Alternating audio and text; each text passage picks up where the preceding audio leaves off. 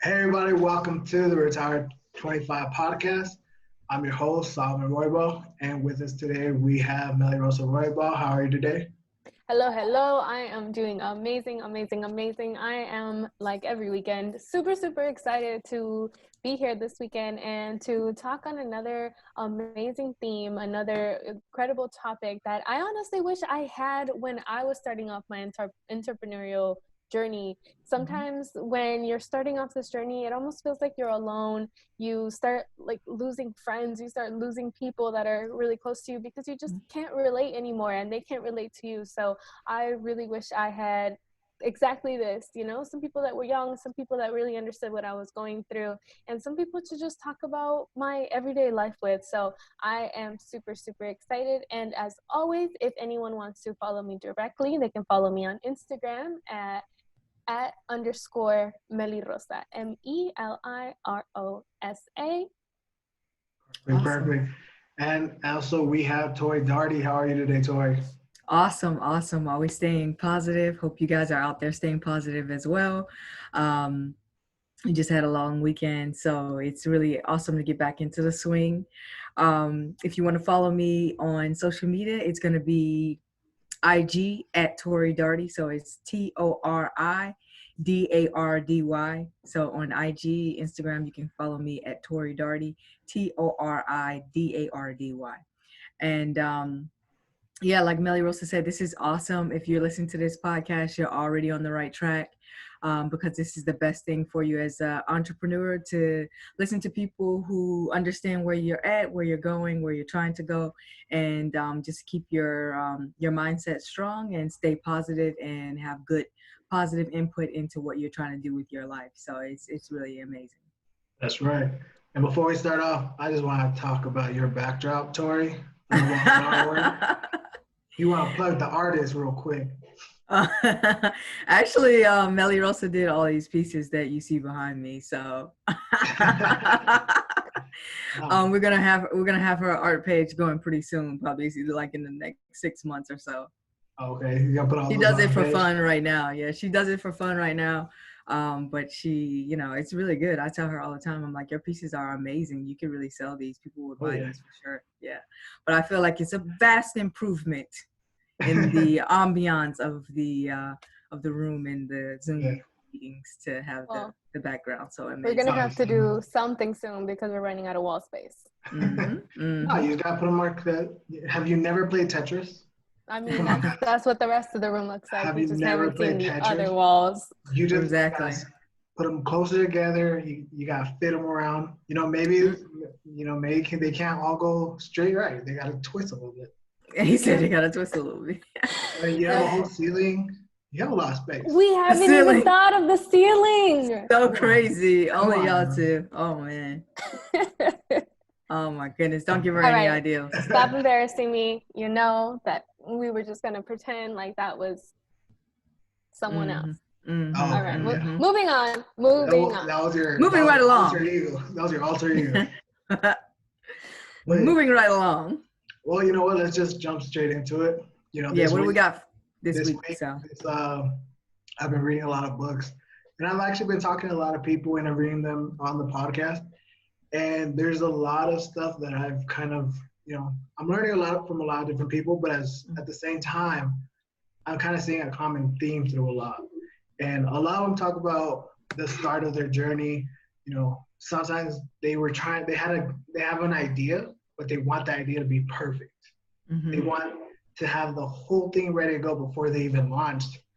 And that's really what I want to talk about today. That myth of perfection, how that really stifles our growth and how we really should get out of that mindset of trying to be perfect. Mm-hmm. Just do something and get through it. So I want to start with you, Melly. When you were starting off, actually, you know what? We always start with you, Melly. We're going to start with Tori today. Tori. Nice. Forget about that. Tori. Tori, when you started off, what got you through like that idea of not trying to be perfect? Like, how did you get through that? To be honest with you, this is an amazing, amazing topic. This is one of the things that was definitely a big area of opportunity for me starting out. And then even now is something that I have to be mindful of because one of the things as an entrepreneur that you have to be careful with is managing your time. You have you literally can like mind bend your time. Like you can make the time work for you, or you can always be playing catch up and feel like you don't have enough hours in the day. Yeah. So it just all depends on your mindset and how you go about it. So for me, this was something that I had to be very, very like mindful of, because if you are spending so much time trying to make sure everything is perfect, you're actually taking away from time that you could just like get things out there. So for me this year, my goal at the beginning of the year was to start with the internet marketing and like online presence. So I spent a lot of time, really like probably 2 months, building a really, really good website, like a really good funnel. And I just was like spending a lot of time like trying to get every aspect of it perfect, trying to figure out like the copy, the images, everything on it. And then ultimately, to be honest with you, once I finished that funnel, it looked really, really good, and I never used it. I never even used it. So I ended up, because of everything happening with the pandemic and everything, I actually switched my focus to something that was like more valuable to people based off of what was going on in the world. And that funnel that I had spent months working on, making sure every aspect of it was perfect, redoing the copy over and over again. I ultimately realized just through trial and error that I wasted a lot of time, whereas I could have just started as I went, as I got the funnel up, go ahead and publish it, start pushing it, having people go to it and buy it. And then I could still tweak the copy. I could still improve the images as I went, instead of like trying to get the whole thing perfect before I even put it out there. Yeah. And by the time I had it perfect, it wasn't even relevant anymore. And it was just a good learning lesson, because now I really try to be very mindful that I don't make that mistake again. So now I kind of like put things out there and then work on them and improve them as you go. And still, like as an entrepreneur, a lot of times what you want to make sure is that you're doing activities that's going to make you money. So you're working on something, you want to get it right, you want it to be nice, but you also want it to be profitable. So don't like dig into your bottom line and like empty out your pockets by not actually putting something out there because you feel like you need to have it perfect. What you need to do is put it out and then work on it as you go, and then eventually it will be better and better, and then you'll actually get quicker at working on it, because you have basically like that self-pressure of, hey, it's out there, I gotta improve it as I go, rather than like spending time trying to get it perfect and not having it out and not having it live. Because a lot of times when you do that, if you're really honest with yourself, that's where I had to just really get honest with myself. I'm like, I did like a lot of procrastination because I felt like I was doing something that was building towards my business, which really it kind of was. But at the same time, like if you're really honest with yourself, you could have published it and then still like worked on it and revised it, and then that would have been better for your business ultimately. So you were real busy but not productive, right? Going back to the last topic. Right. And you know how you're talking about it's gonna evolve quicker that way, and that's so true, because now you have real world feedback, right? Exactly. Because it's perfect to you and it makes sense to you, but it might not make sense to anybody else in the world. Right. So, yeah, that's so key. And it's so great that you talked about how you just went through that, because it happens whether you're a newbie, it's your first business, you're launching, you've been around and you've done a few businesses, or you're still growing, maybe you're 5-6 years into being an entrepreneur and working for yourself. You can always fall into that trap. You can always fall into that little divot, right? So 100%. I'm so glad you talked about that. And now, Melly, what do you feel about perfection in the entrepreneurship space? Well, I think it's the best form of procrastination. Like how we just talked, how Tori was just talking about it. It really is the best form of procrastination, because you always feel busy. and you can always justify it to yourself. Exactly. But You can justify. right, you're always like justifying it, like, yes, this is I'm busy, I'm doing something for my business, but in reality, it's a huge procrastination. And just like Sal said, unless you put something out there, you're not going to have real world feedback. And if you're not having that feedback, you're not really improving. And one of the, I think, biggest like examples that I always try to like remind myself, because sometimes as we're doing things, it's so easy to fall into that trap, especially if you're one of those like self-proclaimed perfectionists. You know, both hands up right here. If you're a type A. Exactly. If you want to think everything through and you want to have everything perfect before you launch, don't clear your throat at me like that. No, I had a little rum, you know, kind of. My coconut rum got caught right here. But it's really easy to kind of fall into that trap, you know, even if we, like Sal is kind of pushing me to even like claim that art behind Tori, but it's easy to just fall into it, even if you're an entrepreneur that has kind of pushed through that feeling. I've had to push through that in my sales business. I've had to push through that in trading. I've had to push through that in every other aspect of my life. But, you know, starting a new business, like for me, my art is, I still fall right back into that trap. And I think for most of us, I think it kind of comes down to imposter syndrome.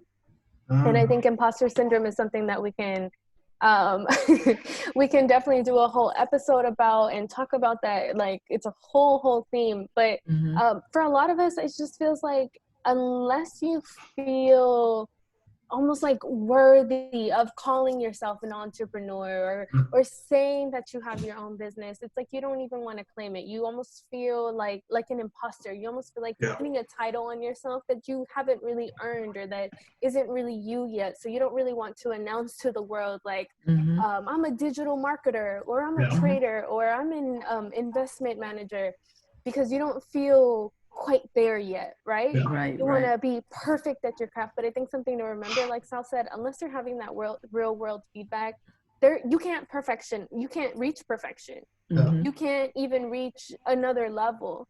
And so for me, I like to kind of remind myself, I like to put everything in like a real basic example. So I always like to remind myself of my basic example, which is like, say today you were moving from Florida or, you know, LA to very warm climates to Alaska. You could do a bunch of research about what it takes to live in the snow and live in the cold, but honestly, you won't figure it all out until you get there. And I'm not saying pick up and move to Alaska without buying a jacket. Like, buy yourself a jacket, buy yourself a beanie, but understand that you can only think of so much while you're not in it yet. And once you actually move to Alaska, you're gonna realize, like, yeah, a beanie is a start, but you know, we really need snow tires, and we need this, and we need that, and you know, weatherproofing a house, and all those things that you're really only gonna learn from living them. Being in the thick of it. You could be in Alaska with your California sweater and be real disrespected real quick. Exactly. You might think like this is warm real quick because you live in Florida, or you know, you might be crazy like my daughter, who just found Uncle Sal's triple thick beanie, LA Kings beanie with a pom-pom on top, and has decided to wear it around the house in July in Florida. You know what? Sometimes it gets cold, you know. Sometimes it drops under 85. Girl, that's what she was saying this morning. Can I wear it in December? I'm like, oh, in 70-degree weather.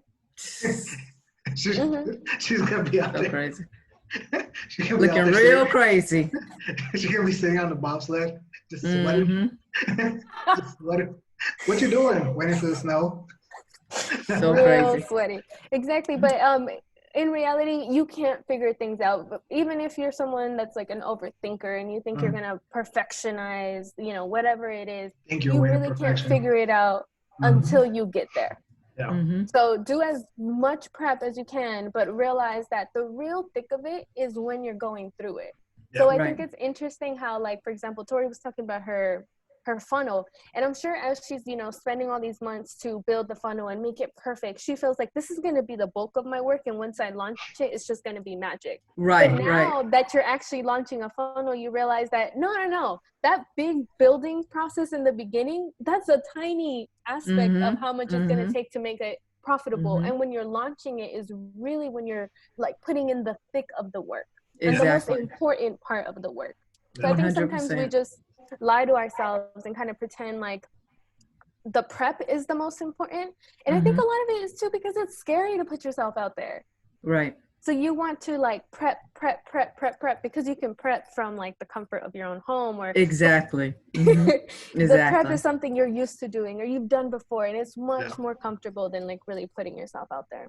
And you know, I'm glad you talked about imposter syndrome, right? Because as an entrepreneur, especially people, you know, if you're coming from a place where no one around you was an entrepreneur, you know, you come from a family of workers, you come from employees. Their parents were employees, their parents were employees, and that mindset has always been passed down, right? You know, 9 to 5, Friday at 5, you're off, go cash your check, take your direct deposit, and now it's time to go party for 3 days, forget about your week, start over on Monday. And yeah, I think you can really fall into that imposter syndrome real quick when you're trying to do something different. And especially when you get caught up on the social media hype, right? There's a lot of, well, first of all, there's a lot of fake out there. It's real cheap to rent a Lamborghini, people. Don't forget that. Yep. It's very cheap to rent a Lamborghini for a couple hours. And two, you know, Gary Vee, Grant Cardone, Alex Morgan, you know, all these big time social influencers, they didn't just become that, right? They didn't just all of a sudden have millions of followers, all of a sudden have this great cult-like following where they can show up to a random place in a random city and they'll have 1,000 people there. They work their way through that. So I think what happens is people think, okay, I can't start promoting myself or showing what I have until I have those numbers, until I have Gary Vee numbers. And Gary Vee didn't start off when he had Gary Vee numbers. He started off just sharing information and people followed him. People started going through that. So yeah, imposter syndrome is very important, very big. I think a very big key into this. Tori, have you ever felt it? Have you ever felt imposter syndrome? Not necessarily imposter syndrome, but I do think it's important. Like one of the things that you guys touched on is like, definitely do the prep, but don't let that become the end all and be all. So I think it's what's important to like avoid the imposter syndrome, to avoid like wasting so much time trying to find perfection, chase perfection, is really just make sure you're planning, make sure you're doing the prep. That's very important. Like, don't cut that part out, but just realize that that should be just a small portion. Do the prep and then get started on execution. Execution and action is where you should be spending most of your time.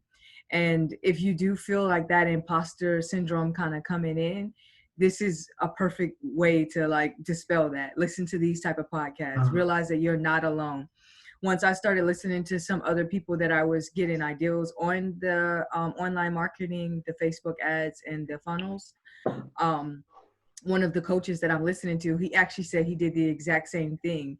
He went on vacation in Europe and he spent like his whole 3-month vacation just building a funnel, and then he ended up not even using that funnel. So I was like, oh my God, so somebody else did the same thing. And he was like, it happens more often than you would think. And then you won't feel so much like an imposter when you're listening to these type of podcasts, when you're listening to those type of coachings, because you'll realize that a lot of entrepreneurs go through that. A lot of we're all in it together. So the thing about it is you are what you are making yourself to be. So if you want to be an entrepreneur, it's execution is key. So if you're executing, if you're actually doing the things that it takes to make that happen, then that's what's going to dispel that feeling of being an imposter. And it's also going to keep you from wasting a lot of time, because the prep is important. You always want to put the plan in place and then go ahead and execute. Yeah. And remember, everyone's been through the same thing, like you said, Tori. You know, I know it feels like when we're in it, you know, we're the only ones that have made this mistake. we're the only ones that have lost 800,000 on a real estate deal. Like, I'm not. Exactly. You know, People I'm have not lost more than that. Yep. The more that I share that story with some of my real estate friends, they're like, "Oh yeah, I know a guy that lost like 1.2." I'm like, "Oh, that makes me feel so much better." Exactly. So yeah, don't fall in that hole of being like, "Oh my God, pity me." Like, we've all been through it. Just talk with more people, share with people, and they're most than likely gonna be like, "Oh yeah, I did the same thing. This is how you fix it. This is how you get through it, right?" Right. So, as people try to chase perfection, which I don't personally believe exists, right? Especially not in entrepreneurship, because Right. what's Yeah, in perfect for entrepreneurship. today or perfect for right now is not perfect in an hour, in 2 hours, in a day, in 3 weeks. And you can see that today with, the pandemics. I don't know what's going on in this place. There's some countries that are opening up, some places in the United States that opened up and closed right back down. So, there is no perfection. There really isn't. You have to just find what works right now, work it until it doesn't work anymore, and then pivot, right? Right, pivot, exactly. So, Melly, when we're starting off, when we're getting caught up in that, maybe we don't see it yet, or we're in that hamster wheel of trying to be perfect. How would you suggest someone to get out of that? I think it's just, honestly, if you're lucky enough to have someone to push you, I think that for me was my saving grace. My mom and my brother, so Sal and my mom, are both two people that don't overthink things. They really just have an idea, and the next thing you know, they're just running with it and they're in action. So for me, my biggest saving, huh? In Colombia. My biggest saving grace was actually being able to work with them. So, and my mom would push me to do things before I felt like I was ready. She would push me to like present before I had enough practice. I thought I needed 25 hours of practicing in front of the mirror before I was ready. And, she was just like, no, you're presenting in 2 minutes, so get ready. She really just believes in like, I'm gonna push you in the pool and trust me, you're gonna swim. Like, so for me, that was my biggest saving grace. I don't think everyone is that lucky. I don't think everyone gets to have someone in their life that's just going to, really perfectly balance them and their personality. Yeah. But I do think it's important, like I always say, to really understand yourself and really know yourself. So if you are someone that likes to overthink things, if you are someone that, you read all the books and for example, I know a lot of people that, have money like saved up in a savings account, and they've read Grant Cardone saying, stop saving your money, it depreciates in value, put it to work, put it in an investment, do something with it. Don't just have it like sitting somewhere where it's forgotten about, it's only going down in value. They've read multiple books and heard multiple things and even have come across investment opportunities, but they still haven't pulled the trigger. They haven't done the deed. I think it's important at that point to really understand yourself. Like, are you someone who likes to overthink things? And if that is you, then push yourself to do something different. Really, really push yourself. Like, I started my business with my mom working in sales, but now that I'm for the last few years have been trading the stock market and the financial markets, no one's been there like holding my hand, because no one else took that journey with me. So as much as Sal wanted to push me in the pool, he really couldn't, because he didn't know exactly when was the right time and the wrong time to push me in the pool. He was just kept saying, jump, jump, jump, but he really couldn't do that for me. So I had to really kind of understand myself and really just be like, okay, listen, we're going to plug our nose and we're just going to jump. And I think as you go through that and as you get really good at forcing yourself to like balance your personality and do that thing that's uncomfortable to you, but you need to do, you really get over that whole perfectionism stuff. And like you said, Sal, it really depends on having people to talk to, right? So like Sal saying, he lost almost $1 million in a real estate deal. Mm-hmm. If he were to go and say that to a non-real estate investor, a person who doesn't have that mindset, that person's going to tell him, you know what, stop doing real estate. That's too risky. Right, exactly.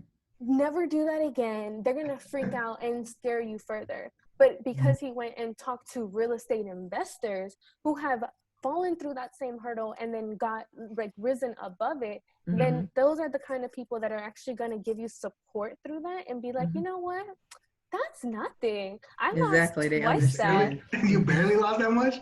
You should be happy. You're lucky. You know?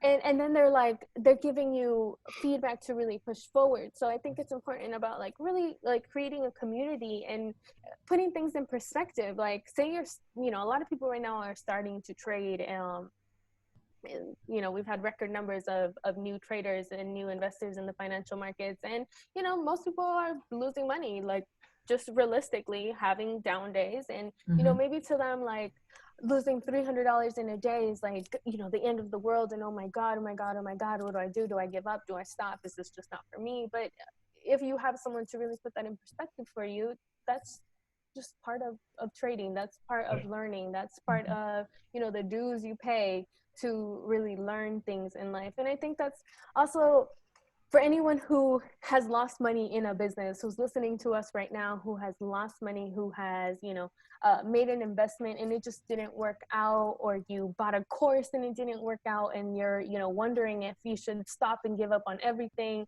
just realize it's like tuition. You have to pay tuition to success. And not all tuition comes in the form of like, I'm going to buy a course for $1,000 and I'm going to get this lesson. Sometimes those lessons are like losing $500,000 in a real estate deal. And then you realizing like, oh, contracts are important. You know, sometimes lessons come in different ways, and that tuition, you just got to pay it up to the universe. And you got to remind yourself that you're just paying tuition to learn something the hard way, but tuition nonetheless. Right. That's so true. You know, it's an investment, right? Any money you lose is an investment. If you continue, if you keep growing, if you learn your lesson from it. Exactly. If you learn your lesson from it. It's an investment. If you give up, if you say, you know, this isn't for you, if you just sit down and cry, it's a loss. But, you know, I know if you're listening to this, you're an investor, you're invested in your growth and in your business. So as we're wrapping up here real quick, Tori, you know, with the whole perfection mindset, with, you know, as someone that just kind of went through that, right, recently, how do you get out of it when you find yourself falling into that hole? For me, one of the things that was very helpful is to make a list. I made a list of things that were kind of like on the, what I call like background activities, which is like planning copy, planning like videos and things like that. And then my execution list. And my execution is things that are actually productive to the business and actually creating income. So I created a list, 2 different lists, and then I make sure a certain percentage of my day is taken from that list that is execution list. And I think that's important. If you want to make a list, that's good. If you want to just in your mind plan out the things that are really like execution towards your business, taking action towards your business, and then make sure you're concentrating most of the bulk of your day to those activities. And then the other activities, like the background activities, the support activities, only get a smaller percentage of your day. I think that's a very, very good way of doing it. It works very well, and it's very easy to track. It's very easy to track, and it's very easy to keep yourself accountable with. Okay. So I think that's really important. But everybody can come up with their own system, but just realize that there are things that you can do to execute, and there's things that you can do to plan and kind of work on perfection. And like Melirosa said, like when you are an entrepreneur, really the word perfection is really like, this really doesn't really even apply, because perfect is different for everybody. And really, if you waste so much time trying to reach perfection, you're not going to get where you need to get, which is making the money where you want to make the money. And that's at the end of the day what you need to concentrate on, things that are going to execute and help you move your bottom line. So Exactly. be like planning out my day so that I have the execution action orientated actions at the beginning, and taking up the largest percentage of my day is really, really helpful. So Okay. that's how I kind of got out of it. Perfect. Well, right now, thank you guys for talking about perfection. Super, it's such a big trap, and it's a trap that all of us have fallen into, right? Mm-hmm. So now I want to go switch gears, get our mind on the financial markets.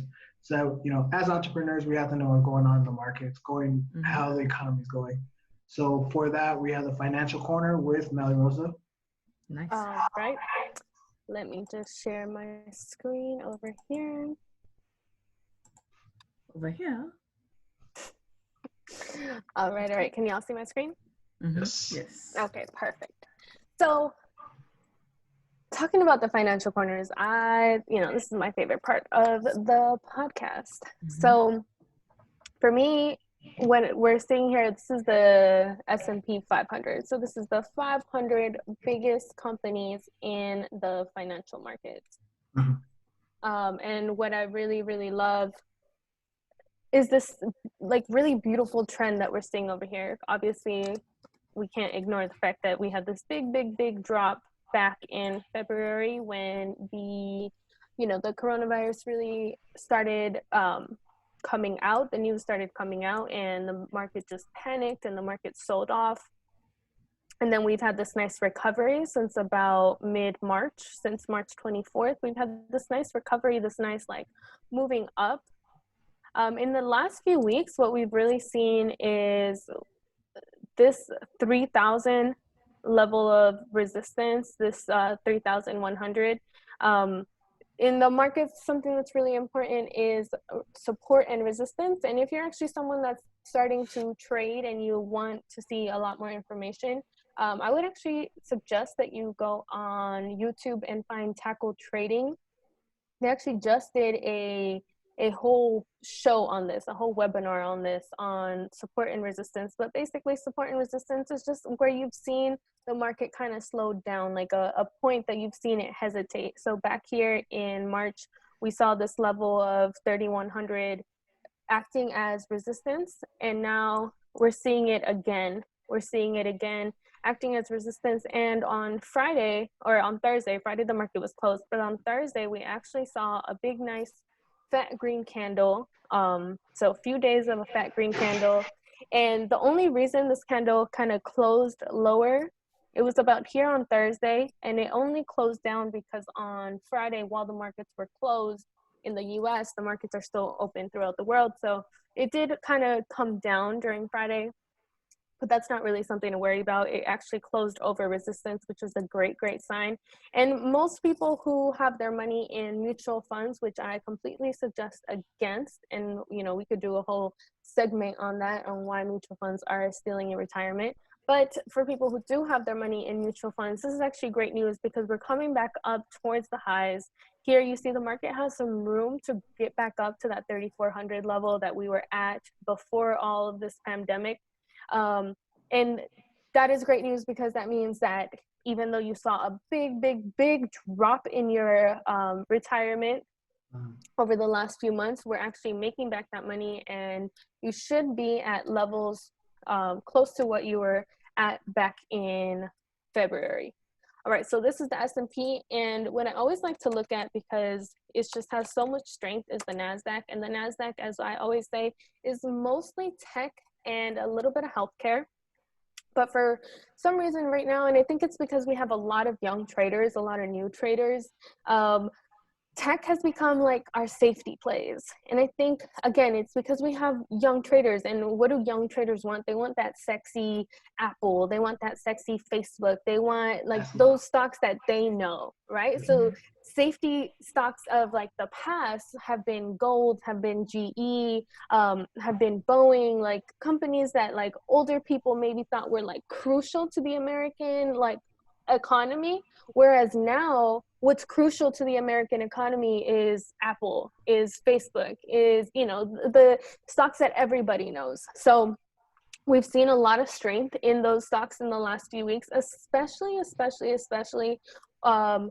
with the kind of the news narrative changing in the US. At first, this whole rise since back in March, this whole rise that we've seen was literally based on the fact that people were saying one day the economy will open back up. Like one day we will come out of quarantine and businesses will resume. So on the hope that one day we would open our doors back up, the economy really rose up. And that's when we saw stocks that had been really beaten down, like airlines and movie theaters and things that just like plummeted during the height of the pandemic. Things that you can't do from home. So you can't go to a movie theater without gathering more than 10 people. And, you know, obviously you're not going to have like a full movie theater in the middle of a global pandemic. Things like flights that, you know, we were on quarantine. So you can't really do those things. So during this height of this pandemic, those stocks really just took a beating. But during this rise of like this hopium of one day our economy is going to recover, those stocks really went up. But lately, because the story has really shifted from like one day we're going to open back up to we opened back up and now like record high numbers, and now states are going back into some type of quarantine, or not all the way quarantine, but we're starting to see more and more restrictions being placed on businesses and on what's open.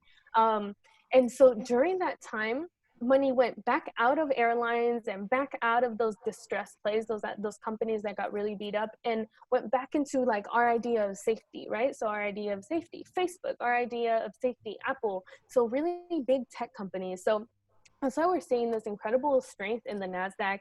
And as you can see, the height of the Nasdaq before the pandemic was over here at 9,800, and now we're at 10,400. So we're actually like past the high of before the pandemic. We're way above it. As you can see, this resistance actually held as support back here at the beginning of the week.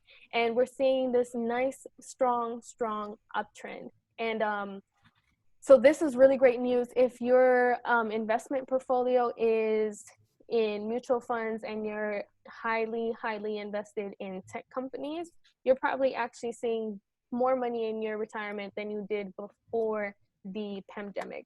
And just to highlight, I just want to kind of touch on a news story that we had last week, which is Facebook. Facebook did something really interesting, and actually Tori gave me this tip, and you know, I don't know, I think she checked the news and gave me this tip, and you know, we made a lot of money, so thank you, Tori. Back in the 26th, so what day was the 26th? It was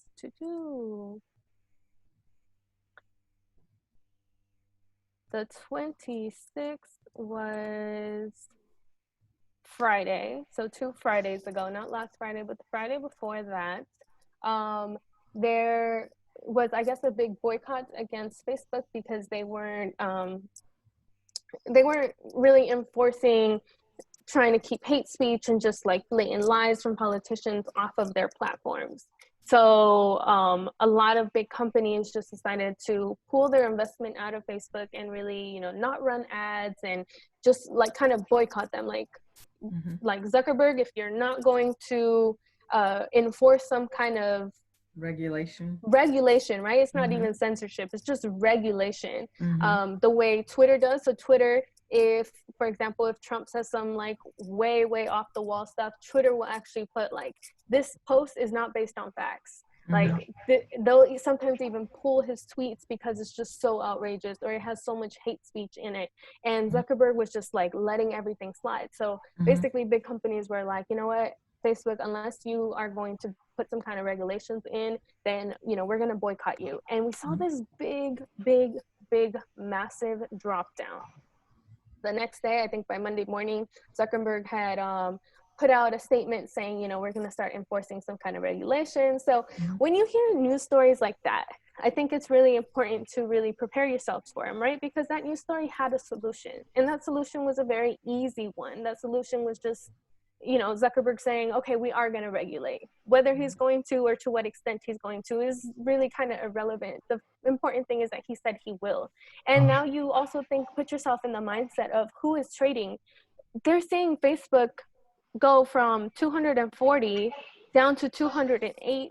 That's on sale. That's like on clearance, right? So a lot of traders came in and bought it. And as you can see, by the 29th, so this was Friday, by Monday, we had big update on Tuesday, big update on Wednesday, and Thursday, a lot of people were taking profits. And that's not a concern. That's not saying that Facebook is going to go drop back down. That's actually just normal. A lot of traders don't stay in trades over the weekend, especially over a long weekend, especially over such volatile times where we're seeing like a news story can come out and really like rip the market.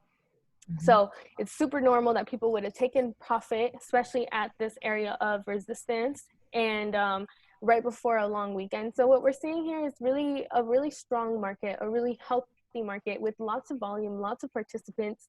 And if your mutual fund is tech heavy, your retirement's probably doing really good.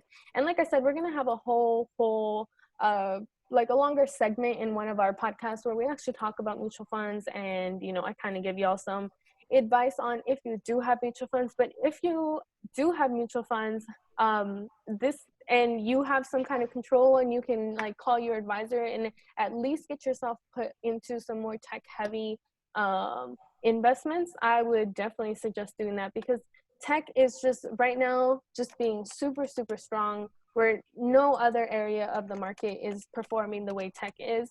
And at this point, news is just not scaring tech. Actually, it's making tech stronger. So the coronavirus, they can say, 100,000 new cases, and tech just goes up, because at this point, a lot of things.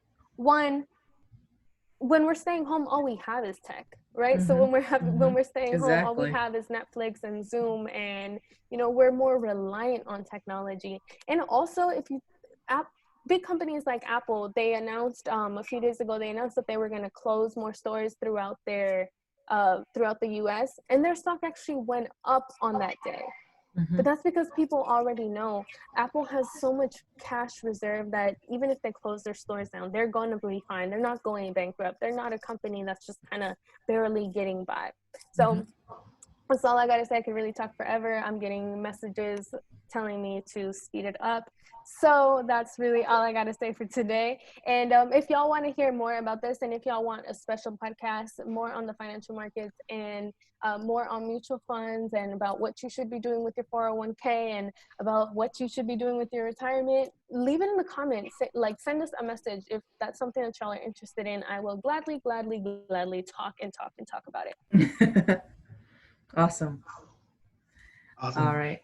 And well, we're going to follow up here with our mentality moment with Tori Dardy. What you got to share with us for this week, Tori? How are we going to get our mind right? So my main thing right now, just kind of keeping in theme with our topic today, which was perfection and how it can be the biggest enemy of an entrepreneur who's trying to move forward. I think number one, just with everything being so unpredictable in the world today with the pandemic, us in America, like we were kind of leaning towards going off the quarantine. A lot of things were opening back up, but now it's kind of revamping back up because of so many cases. Things are very unpredictable. Just with the protests and everything, and a lot of change going on, even with legislation. There's the voting is coming up, so a lot of people are out voting. So there's a lot of things that are going on. As an entrepreneur, just don't concentrate so much on perfection. Don't concentrate so much on things that are outside of your control. Concentrate on execution. So I think if you focus on what you need to focus on, you will always be successful. So in keeping with our theme, just make sure your concentration for the next week, month, quarter going forward, the second half of the year, because we're in July, so we're in the second half, guys, is on execution. So just make sure you're doing the actions, completing the actions that you need to move your bottom line, to move your business forward, to really, really progress, and to concentrate on action, execution, and getting things done. And I think that's something that I'm really, really working hard on myself. And it's something that I think will help any young entrepreneur in this unpredictable circumstances that the world that we're in right now is like concentrate on action, put your energy into execution, and you will not go wrong. And as always, stay positive, and stay up. Perfect, perfect. Well, thank you guys so much. I hope everyone listening to this learned something, took something from this. So hopefully they can apply it to their own businesses, their own lives to, maybe take over this week, at least get through to the next week until our next episode. We'll bring you more information, more topics that I know for us really helped us get through it, really helped us build our business to a good point. So thank you guys for sharing this moment with us. Awesome. It was great seeing you guys. And we'll see you in the next episode of Retired 25. Bye. Bye.